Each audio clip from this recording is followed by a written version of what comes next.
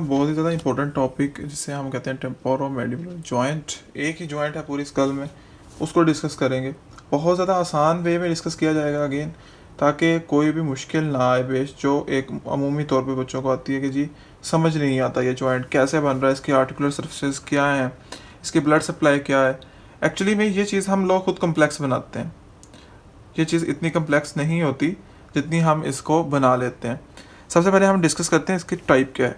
Basically इस joint की जो टाइप है वो साइनोवियल जॉइंट की है, ठीक है, लेकिन कोंडाइलर टाइप में आता है। ओके, देन हम डिस्कस कर लेते हैं कि इसकी आर्टिकुलर सर्फेसेस कितनी होती हैं। आर्टिकुलर सर्फेसेस को पढ़ने से पहले मैं ज़रा आपको इसको एक डायग्राम के थ्रू समझाना चाहूँगा। ये देखें, अगर हम देखें यहाँ पे डायग्राम में, तो आर्टिकुलर सर्फेसेस में कैसे आएंगे। बेसिकली ये जो है, ये वाला पार्ट है हमारा टेम्पोरल बोन का, और ये जो नीचे है मैंडिबल है। सो मैंडिबल का कोंडाइलर फोसा या हेड ऑफ द मैंडिबल ये कह लें या कंडाइलर प्रोसेस कह लें, वो इन्वॉल्व है। यहाँ पे कंडाइलर फोसा है। सामने वाले की तरफ एंटीरियर टुबरकल होती है, पीछे नान, और ये जो एरिया है ये वाला एरिया, ये नॉन आर्टिकुलेटिंग एरिया है। तो इसको हम कहते हैं कि ये जी प्लेट है या फिर टेम्पोरल प्लेट है। ओके, एंटीरियर टुबरकल हो गया, मैंडिबुलर फोसा हो गया, वो फोसा जहाँ पे आके हेड रोटेट करता है, और हेड ऑफ द मैंडिबल वो है जो इसमें जाके रोटेट कर रहा है। So that's the articulating surfaces. अब हम लिगामेंट्स की बात कर लेते हैं। लिगामेंट्स क्या क्या इन्वॉल्व होते हैं। बेसिकली लिगामेंट्स को बहुत आसान तरीके से आप समझ सकते हैं। ऊपर आपको पता है टेम्पोरल बोन है, उसके भी सेफनॉइड होता है, स्टेरॉइड प्रोसेस निकल होता है, सारा कुछ उसी से आपने इसके लिगामेंट याद रख लेने। एक कैप्सूल होता है जो कम्प्लीटली कवर किया हुआ होता है उसने जॉइंट को, ठीक है, ये वाला। उसके बाद एक यहाँ पे जो है सेफनॉइड बोन होती है। सेफनॉइड और मैंडिबल के दरमियान जो लिगामेंट होगा उसको हम सेफनोमैंडिबुलर कहेंगे। इसी तरह जो स्टाइलॉइड प्रोसेस निकल रहा होता है, ठीक है, ऐसे बहुत नीचे स्टैंड लाइक स्ट्रक्चर होता है वो, और मैंडिबल के दरमियान जो होगा उसे हम स्टाइलोमैंडिबुलर कहेंगे। और एक लेटरल टेम्पोरोमैंडिबुलर लिगामेंट भी होता है, और इसके साथ एक पेट्रो मैंडिबुलर लिगामेंट भी होता है। ये दो लिगामेंट्स आपको ज़रा डायग्राम में दिखाना मुश्किल थे, थोड़ा सा क्रैमिंग करनी पड़ेगी आपको। ओके, जो आर्टिकुलेटिंग डिस्क होती है ना, बेसिकली ये दो कंपार्टमेंट में डिवाइड कर देती है। कैसे डिवाइड करती है?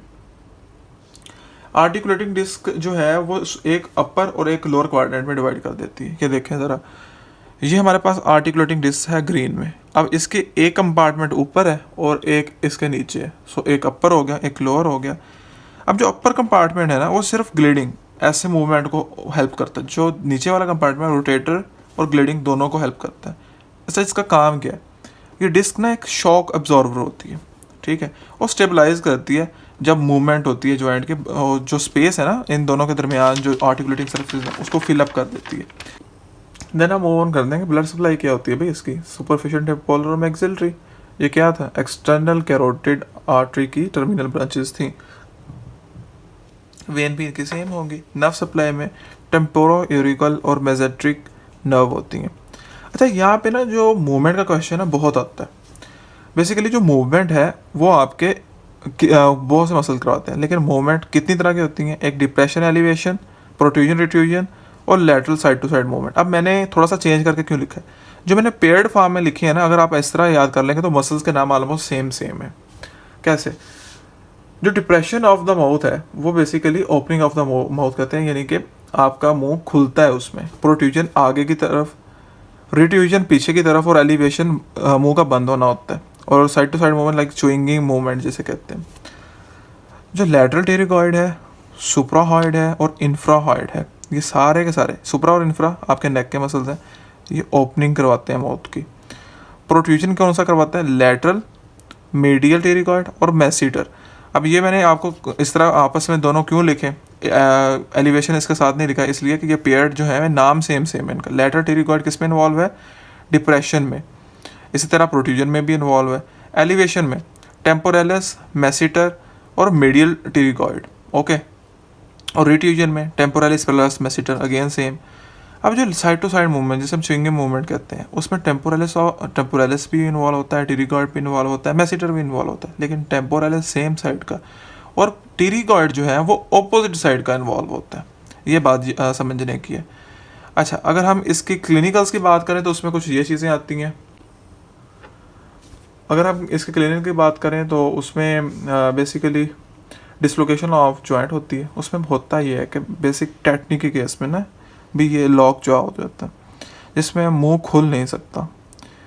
और एक दूसरा केस ये है कि जब आप बहुत ज़्यादा इसको खोलने की कोशिश करते हैं ना मुंह को, तो आपका जो मैंडिबल है या उसकी जो आर्टिकुलेटिंग सर्फेस है वो एंटीरियरली डिसलोकेट हो जाती है, जिससे वो मूवमेंट जो है वो रिस्ट्रिक्ट हो जाती है। एक बात का ख्याल रखा जाता है कि जब भी ऑपरेट किया जाए कि जो 7th क्रेनियल नर्व है, फेशियल नर्व है, उसकी मैंडिबुलर ब्रांच है, उसको प्रिवेंट किया जाए किसी भी तरह से ऑपरेट करने से पहले, ताकि वो डैमेज ना हो। क्योंकि अगर वो डैमेज होगी ऑब्वियसली उसकी नर्व सप्लाई डैमेज होगी और मैसीटर मसल्स जितने हैं मैस्टिकेशन के मसल वो डैमेज होंगे। सो इन रिजल्ट मैस्टिकेशन नहीं हो पाएगी।